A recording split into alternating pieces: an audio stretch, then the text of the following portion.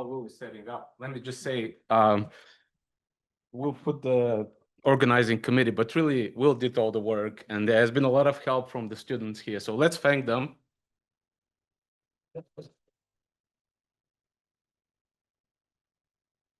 Yeah, it's been really awesome. This is our first time outside of Livermore, and it's been really great. Thank you. Okay, the state of MFEM. First of all, thank you all for coming. We're really excited to connect with you in this next 2 days. It's an amazing event to see so many in person, so many online. We want to hear from you, see how we can help you better. Let's keep this informal. It's intended to be a useful workshop where we make connections and learn. I'll give you the punchline. The state of MFEM has been really strong. This has been an amazing year. When we present the project in one slide, I usually put something like this. So MFEM is a finite element library that provides cutting-edge, state-of-the-art algorithms for applications that run on high-performance computing architecture. And we've done a lot of things over the years, and here's some examples of applications and the projects we've been involved with. And when I look at that, here I've highlighted the areas in which we've made really significant progress just in the last year. It's everywhere. From adaptive mesh refinement and mesh optimization, these are some of our main meshing capabilities, to discretization techniques like IGA, that's isogeometric analysis, discontinuous Petrov-Galerkin, hybridized DG, higher order methods, a lot of progress on higher order methods, and both on the research side and the development side. GPUs, that's one of our hallmarks, including exascale machine. We actually run on actual exascale machines at scale this year. Preconditioners, visualizations, SIDAC applications. A lot of this was really developed as part of the exascale computing project, which ended, but its legacy keeps going on. Everywhere, we've made significant progress, including in areas that are not listed here, like differentiable simulation. That's another new focus area for us. And you will hear over the next couple of days more details on these technical achievements. And if something here catches your eye and you want to talk more with us, that's why we're here. We have 15 people from the MFEM team in person. We're also online. Please reach out. All right, so we've been doing this for a long time. We have some first-time attendees, so I want to go through a brief history. The origins of MFEM are actually 25 years ago, back in Texas A&M, when some of us, me, Veselin, Stan, were students, and we started this as a summer project that we used during the internships at Livermore. Then 15 years ago, we started the BLAST project. That's one of our main applications inside Livermore. And as part of that, we separated the math portions. We took our, it was called MFEM back in the day. It's the Texas A&M Aggies. We took our finite element library, we stripped it, and we started developing it professionally. That's when we created the first the MFEM repository, and Vesel and me and Rob were some of the first developers.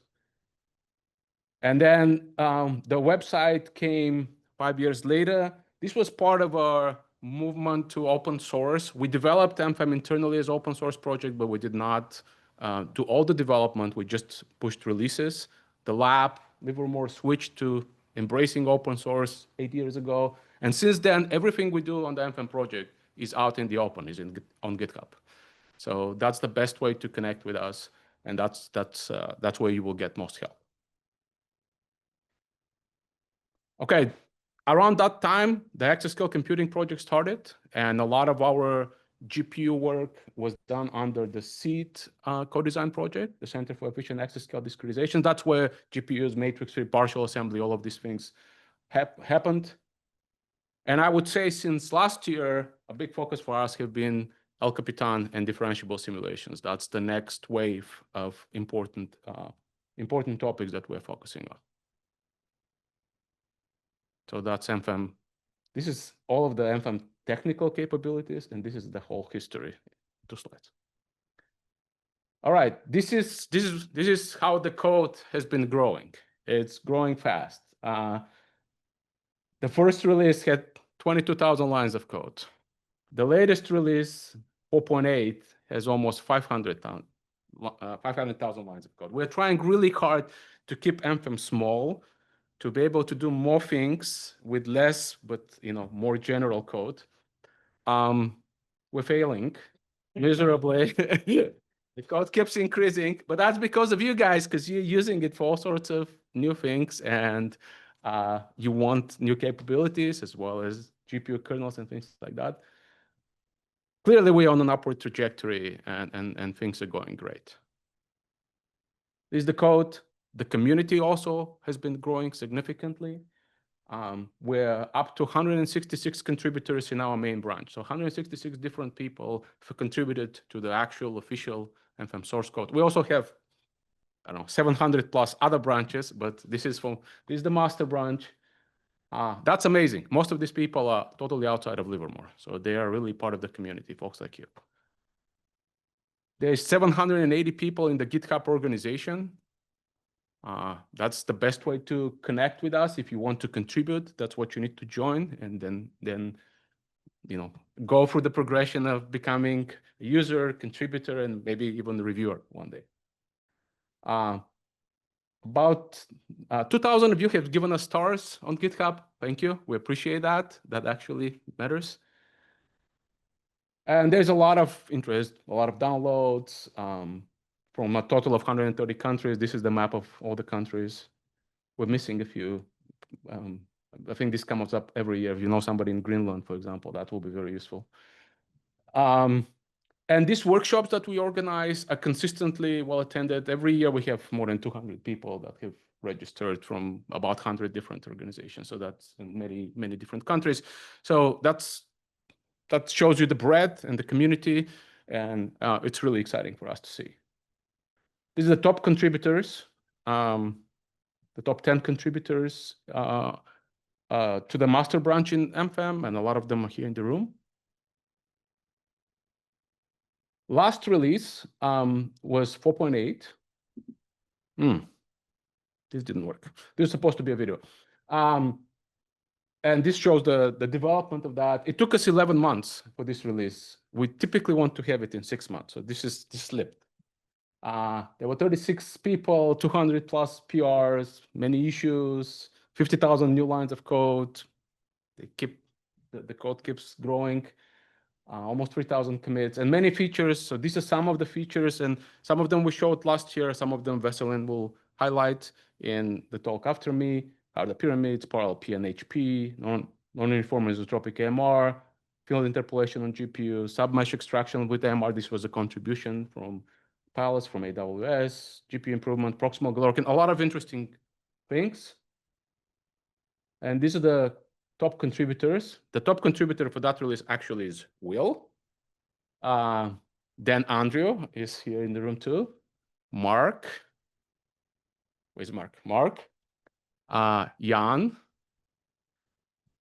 Keaton. Dylan is online. Arturo is at Livermore. Vladimir is here somewhere. Okay.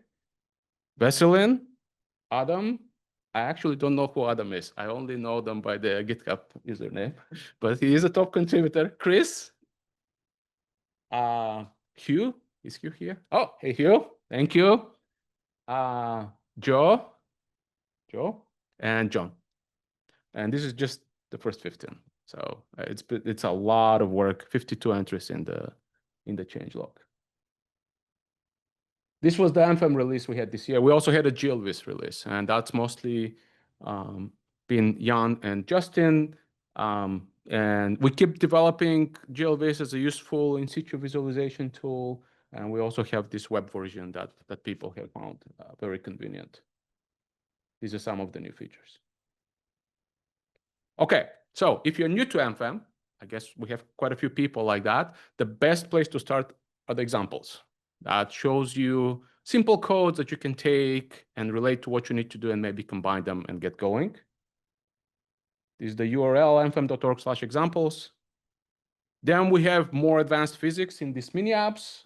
We have, for example, electromagnetic mini apps, MFEM.org/electromagnetics, and the NAVIA mini app, which is like incompressible flow solver in MFEM.org/fluids. And then on top of that, you build much more advanced applications. Most of these are not open source.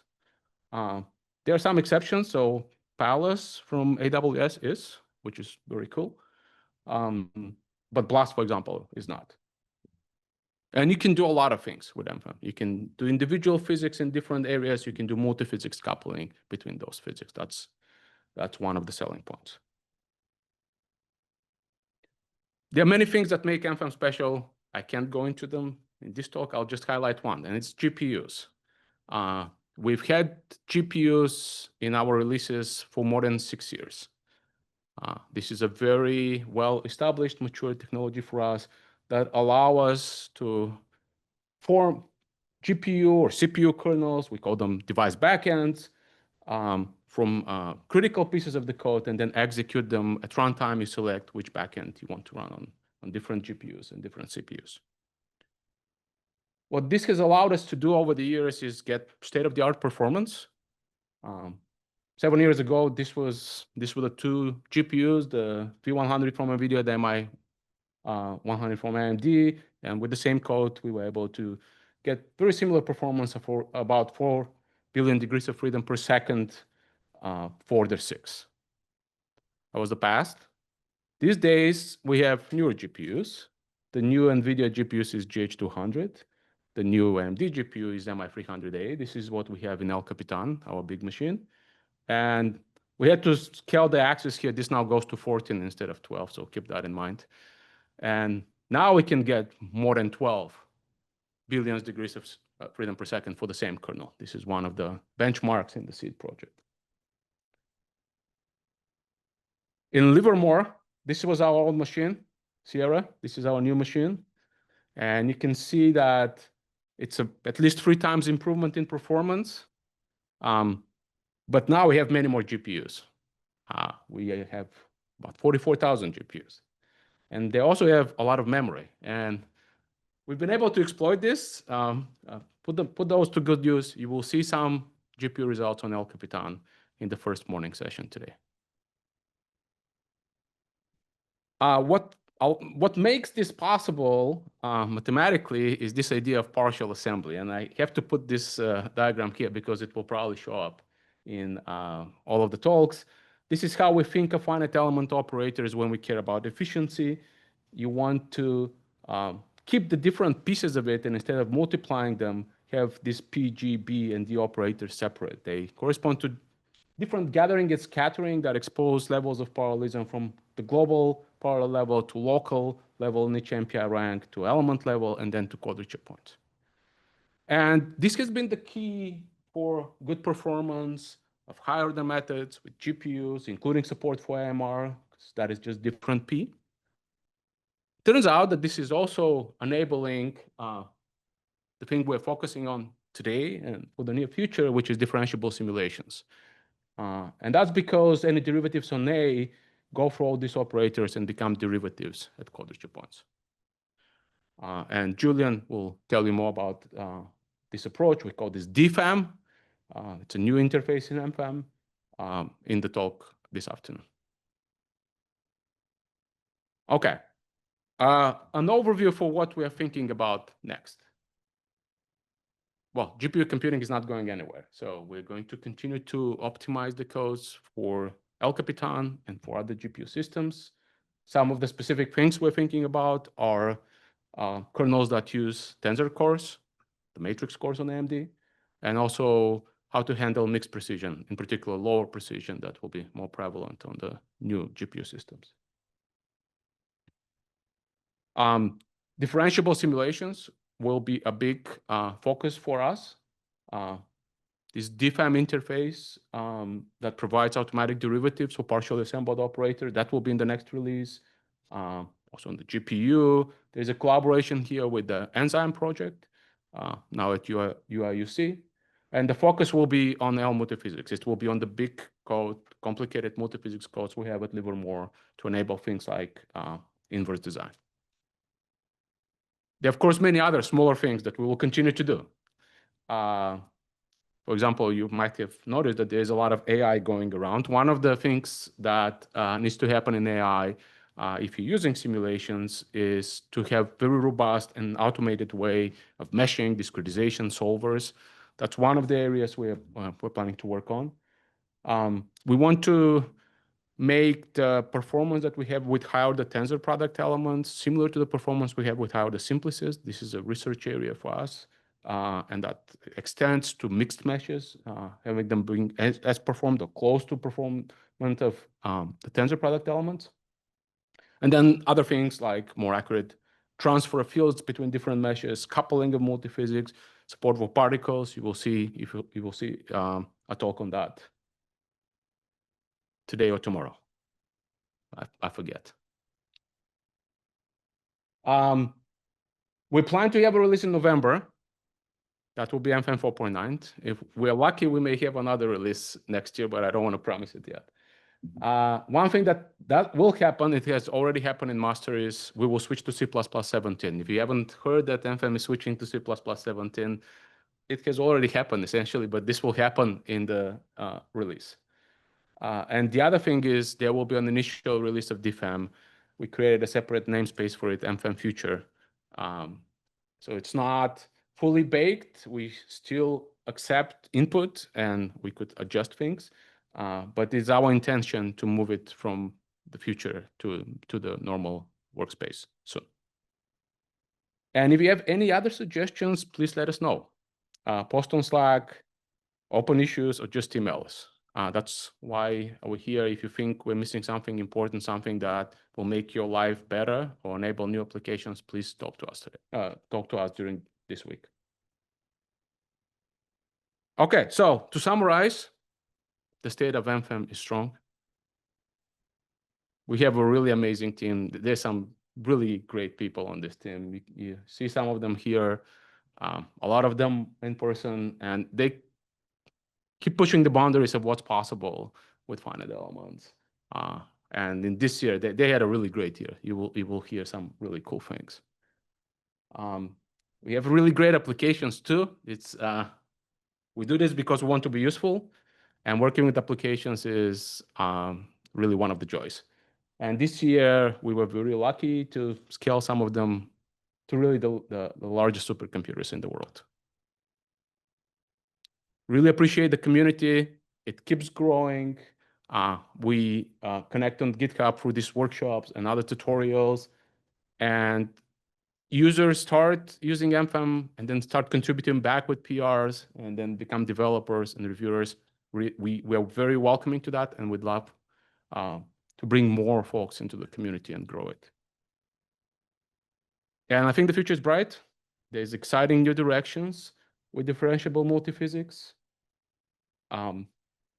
The project keeps growing and keeps accelerating. The foot is on the gas. There's no braking. And that has been the case for many years now. All right, these are some resources in the website. Hopefully you know it by now, mfem.org. Everything is on GitHub in terms of software. If you're interested more on the theoretical side, look at our publications, and you can always reach out to us at the email mfem@lnl.gov. Thank you. One has a quick question for Tzanio. Would you like to take a question while we do the transition? Yep. So I was not reading, but I think you mentioned something in MFEM 5. Oh, MFEM 5.0. You, I think, indicated that there will be an API change. It's continuous change, but Yeah. Then since then I saw 4.8 and now I hear 4.9. So You're not dreaming. Yes. So there's been a long-standing desire. Sorry. There has been a long-standing desire to have MFEM 5.0, where we break some of the API and make bigger changes.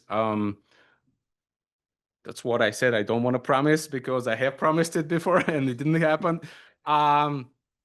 It's difficult to find the time to focus on API changes that will break existing codes, and in particular, the important codes that we support. They need to get on board, and that has been difficult so far. We do want to do that because we do feel like there are things that we could change in the API to make things better for everyone. But that will require buy-in from many, many folks, and I don't want to promise it for next year. We do want to do that. It's probably not going to happen next year. What's your preference? Do you have a preference? One? I just want Oh, to go okay. to Yeah. yeah. Yeah. Okay. All right. All right. Fair. Yeah, there will be some period between when we decide, okay, we're going to be doing 5 soon, and then actually releasing it. It will probably take Involve discussions. 6 months or something that we need to put aside, and that has been difficult because there's always new things we need to do. Fair question.